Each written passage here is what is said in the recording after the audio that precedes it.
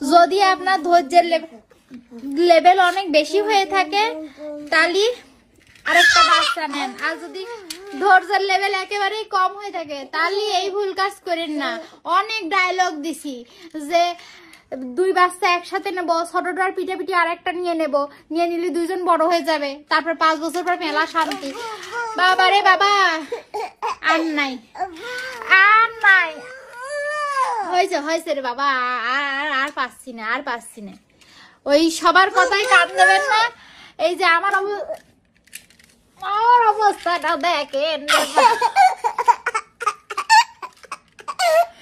আর যারা একা থাকেন তারা তো ভুলেও এই কাজ করবেন না। বাবা রে বাবা, যাদের মেলা সাহস আছে